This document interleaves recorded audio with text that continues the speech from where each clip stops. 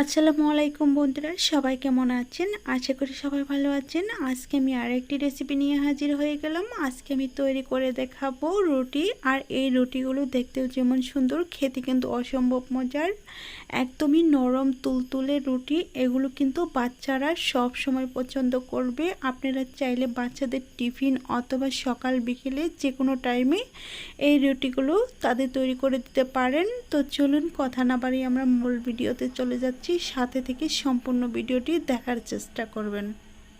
আমি রুটি তৈরি করার জন্য প্রথমে একটা মিক্সিং বোল নিয়েছি, আর এখানে নিয়েছি 2 কাপ ময়দা।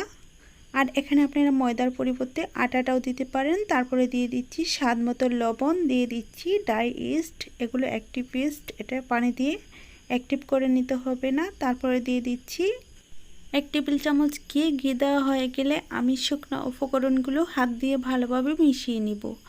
মিশানো হয়ে গেলে এখানে আমি হালকা কুসুম গরম পানি দিয়ে ডোটাকে সুন্দরভাবে গুলে নিব। দেখেন আমার মিশানো হয়ে গেছে। এখন আমি হালকা কুসুম গরম পানি দিয়ে তারপর ডোটা রেডি করে নিচ্ছি। অবশ্যই হালকা কুসুম গরম পানি নিতে হবে, আর বেশি গরম পানি নিলে ডোটা কিন্তু এখানেই সিদ্ধ হয়ে যাবে, তখন রুটিটা ভালো ফুলবে না। তো দেখেন আমি খুবই সহজভাবে ডোটাকে নরম করে গুলে নিয়েছি। আর এটাকে একেবারে শক্ত করা যাবে না, একটু নরম নরম করে ডোটাকে রেডি করে নিতে হবে। আমার ডোটা রেডি করা দেখেই বুঝতে পারছেন। এখন আমি একটা গোল রাউন্ড শেপ দিয়ে তারপর আমি এটি রেস্টে রেখে দিব 15 মিনিটের জন্য। এখন আমি একটু মিক্সিং বোলে ঘি লাগিয়ে নিচ্ছি, আর তার উপরে এই ডোটা রেখে দিচ্ছি, আর ডোয়ের উপরেও একটু ঘি লাগিয়ে নিচ্ছি। লাগিয়ে নিয়ে তারপরে একটা ঢাকনা দিয়ে ডেকে 15 মিনিট পর আমি ফিরে এসে দেখাচ্ছি। 15 মিনিট পর ডোটা ফুলে ডবল হয়ে গেছে। 15 মিনিট পর ফিরে আসলাম। দেখেন এখন ডোটা কিন্তু অনেকটাই ফুলে গেছে। আর এটা অবশ্যই রেস্টে রাখবেন একটু গরম জায়গায়, এতে করে ফুলবে ভালো। এই বিষয়টা মাথায় রাখতে হবে। আপনারা চুলার কাছেও রাখতে পারেন বা রোদে রাখতে পারেন, বা গরম পানি ভাপের উপরও রেখে দিতে পারেন, এতে করে সুন্দরভাবে ফুলে উঠবে। এখন আমি হাত দিয়ে একটু মথে নিচ্ছি, নিয়ে তারপর একটা বোর্ডের উপর রেখে সবটুকু ধুয়ে আবার একটু ভালোভাবে মিশিয়ে নিয়ে আমি যতগুলো রুটি তৈরি করব ঠিক ততগুলো লেচি করে নিচ্ছি। দেখেন আমি এখানে সম্পূর্ণ দই নিয়ে নিচ্ছি, নিয়ে তারপর চেপে চেপে আবারও একটি গোল রাউন্ড শেপ দিয়ে দিচ্ছি। তারপর লম্বি একটা রোল করে নিচ্ছি। দেখেন আমি কিভাবে তৈরি করে নিচ্ছি, আপনারা দেখেই বুঝতে পারছেন। আর এটা রুটি তৈরি করার আগে অবশ্যই এই কাজগুলো একটু ভালোভাবে করলে রুটিটা সুন্দরভাবে ফুলবে এবং কি নরম তুলতুলে হবে। আমি এখানে অনেকগুলো রুটি তৈরি করে নিচ্ছি। দেখেন আমি অনেকগুলো লেচি করে নেওয়ার পর এগুলোকে আবারও আমি গোল রাউন্ড শেপ দিয়ে দিচ্ছি। দেখেন আমি কিভাবে শেপ দিচ্ছি, যেহেতু ডোটা নরম, শেপ দিতে তেমন একটা সমস্যা হবে না। হাত দিয়ে একটু উপর থেকে নিচ দিকে নিয়ে গেলেই একটা শেপের আকৃতি তৈরি হয়ে যাবে। আমি একইভাবে সবগুলো শেপ দেওয়ার পর ফিরে এসে দেখাবো সবগুলো শেপ দেওয়ার পর কেমন হয়ে গেছে। সবগুলো লেচি গোল করে নেওয়া হয়ে গেছে। এখন আমি একটা সুতি পাতলা কাপড় দিয়ে ঢেকে রাখবো 10 মিনিটের জন্য। 10 মিনিট পর ফিরে এসে দেখাচ্ছি আরও কতটা ফুলে গেছে। তো 10 মিনিট হয়ে গেছে, এখন কিন্তু লেচিগুলো অনেকটা ফুলে গেছে। এখন আমি লেচিগুলো দিয়ে সুন্দর করে রুটি তৈরি করে নিব। তার জন্য সবগুলো লেচি একটা সাইড করে নিচ্ছি, আর একটা লেচি নিয়ে তারপর একটু চ্যাপটা করে নিয়ে একটা পেলনা দিয়ে বেলে মিডিয়াম আকারে একটা রুটি করে নিব। তো দেখেন আমি রুটিটা কিভাবে করে নিচ্ছি। তো রুটিটা করে নেওয়া হয়ে গেছে। এখন আমি একটা সাইড থেকে মুড়িয়ে মুড়িয়ে সম্পূর্ণ রুটি রোল করে নিচ্ছি। দেখেন আমি কিভাবে রোল করে নিচ্ছি।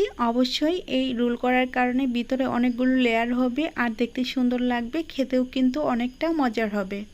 তো আমার রোল করা হয়ে গেছে। এখন আমি একটা পাশ থেকে মুড়িয়ে মুড়িয়ে রুটিটাকে পেঁচিয়ে নিচ্ছি। দেখেন আমি কিভাবে পেঁচিয়ে নিচ্ছি। তারপর একটা সাইড নিয়ে একটা লেয়ারের ভিতর দিয়ে দিয়ে তারপর গোল শেপ করে নিচ্ছি। দেখেন আমি রুটিটা কিভাবে তৈরি করে নিচ্ছি।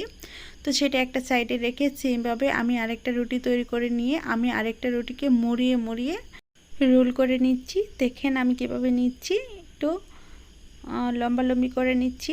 অবশ্যই একটু ধৈর্য সহকারে দেখবেন, এতে করে বুঝতে সুবিধা হবে। দেখেন আমি রুটিটা বানানোর পর বুঝতে পারছি যে রুটিগুলো এতটা সুন্দর হয় আর এত নরম তুলতুলে। এই রুটিটা আপনারা চাইলে ঘরে রেখে খেতে পারবেন, প্রায় 2 দিনের মতো রেখে দিতে পারবেন। তো আমার রোল করা হয়ে গেছে, এখন পেঁচিয়ে একটা শেপ তৈরি করে নিচ্ছি। তো একইভাবে আমি সবগুলো নাস্তায় তৈরি করে নিচ্ছি। দেখেন খুবই সুন্দর হয়েছে। এখন আমি এটাকে আরও 5 মিনিটের জন্য রেস্টে রেখে চুলায় চলে যাব।